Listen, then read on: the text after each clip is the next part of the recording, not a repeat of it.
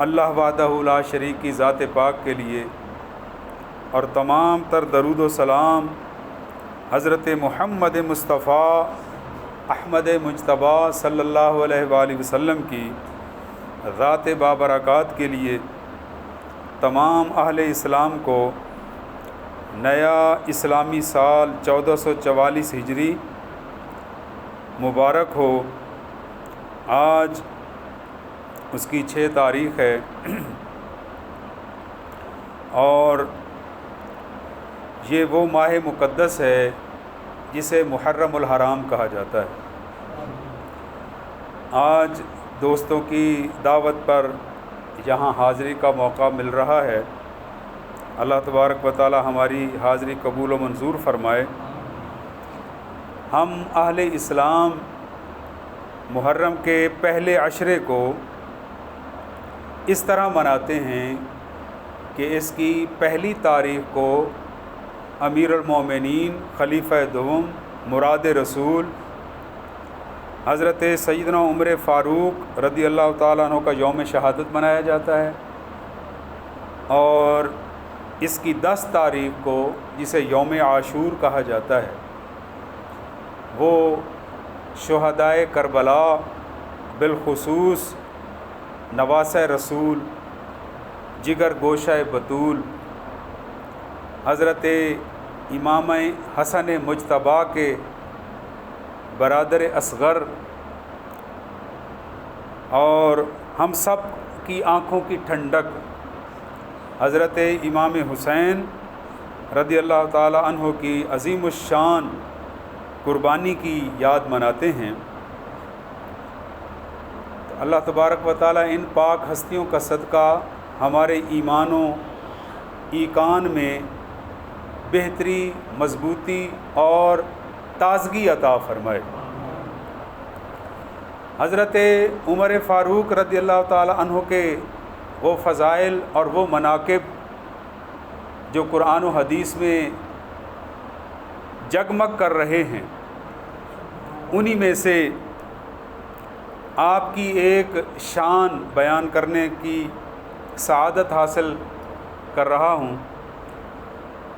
کہ حضرت عمر فاروق رضی اللہ تعالی عنہ کو اللہ پاک نے بہت ساری کرامتیں بھی عطا فرمائی ہوئی تھی۔ نبی معجزہ ظاہر فرماتا ہے اللہ کے حکم سے، اور جو اللہ تبارک و تعالیٰ کے محبوب اور پیارے بندے ہوتے ہیں وہ اللہ کی دی ہوئی طاقت سے اپنی کرامت ظاہر فرماتے ہیں، اور یہ اس وقت ظاہر کی جاتی ہیں جب لوگوں کا ایمان یا تو کمزور ہو رہا ہو یا ان میں پختگی نہ رہے،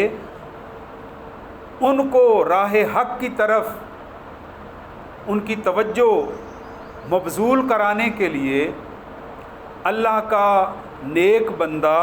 اللہ کی دی ہوئی طاقت سے ایسی کرامت ظاہر فرماتا ہے جو عام بندے سے ظاہر نہیں ہو سکتی۔ حضرت امیر المومنین سیدنا عمر فاروق سب کہیں رضی اللہ تعالی عنہ، آپ مسجد نبوی میں خطبہ ارشاد فرما رہے ہیں، تقریر فرما رہے ہیں، جمعہ کا خطبہ ہوگا، تو خطبہ کے دوران ہی آپ نے یہ فرمایا یا ساریت الجبل، کئی دفعہ فرمایا یا ساریت الجبل۔ جو سامعین بیٹھے تھے وہ حیران بھی ہوئے کہ ساریہ تو ایک مجاہد اسلام ہے اور وہ اسلامی لشکر کے سپہ سالار ہیں، اور وہ تو جہاد کرنے کے لیے فلاں محاذ پر تشریف لے گئے جو یہاں سے کئی میل دور ہے، حضرت ساریہ یہاں موجود نہیں ہے، جبکہ امیر المومنین دوران خطبہ بار بار یہ فرما رہے ہیں یا ساریت الجبل۔ تو کچھ صحابہ کرام نے وہ وقت، وہ دن نوٹ کر لیا۔ کئی صحابہ کرام کو پتہ بھی تھا کہ حضرت ساریہ تو فلاں علاقے میں جہاد کے لیے تشریف لے گئے۔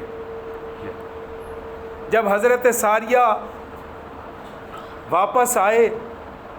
لیکن اسی خطبے کے بعد حضرت امیر المومنین سے صحابہ کرام نے یہ عرض کی کہ حضور ساریہ تو آپ نے خود یہاں سے دور جہاد کے لیے بھیجا ہے، اور آپ یہاں مسجد نبوی کے ممبر پر بیٹھ کر ساریہ کو بلا رہے ہیں، پہاڑ کا ذکر کر رہے ہیں، اے ساریہ پہاڑ کی اوٹ میں چلے جاؤ، پہاڑ کی اوٹ میں چلے جاؤ، اس کی پناہ میں چلے جاؤ۔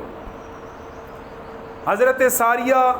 جب اس جہاد سے، اس مہم سے فارغ ہو کر واپس مدینہ شریف پہنچے تو صحابہ کرام نے ان سے استفسار کیا کہ حضور فلاں تاریخ کو فلاں وقت حضرت عمر فاروق نے یا ساریۃ الجبل کہا تھا، اس کا کیا غرض و غایت ہے؟ تو حضرت ساریہ نے خود بیان فرمایا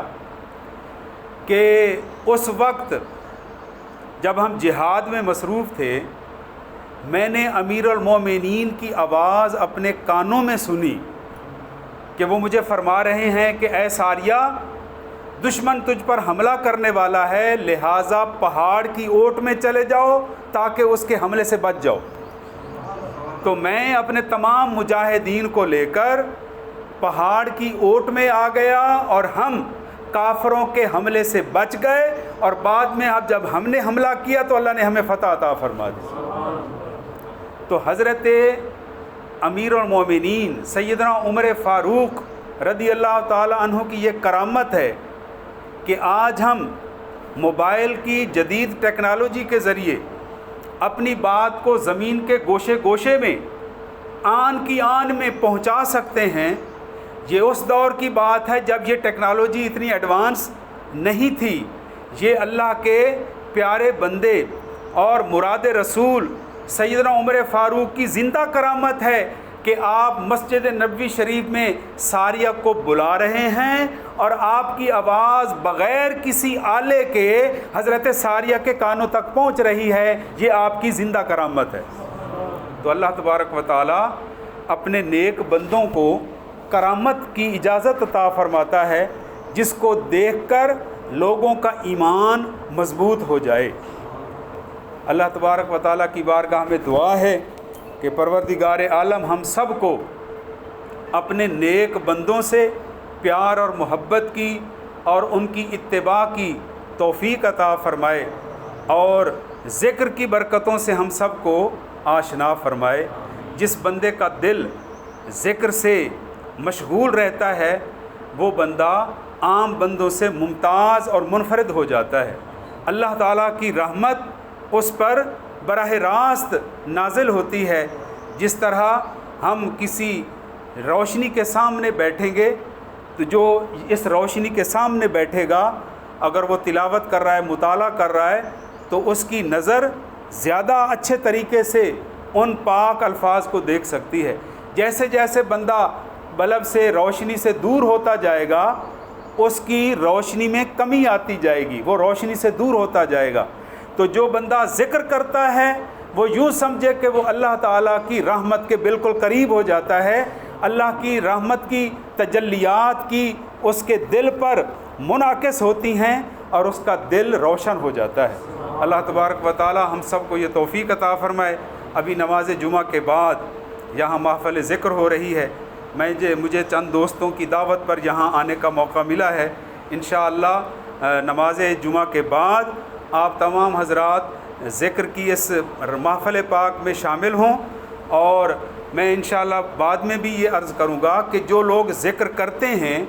وہ ذکر نہ کرنے والوں سے کتنے ممتاز ہو جاتے ہیں اور انہیں کیا کیا انعامات ملتے ہیں۔ اللہ تبارک و تعالیٰ توفیق عطا فرمائے۔ وما علینا الا البلاغ المبین۔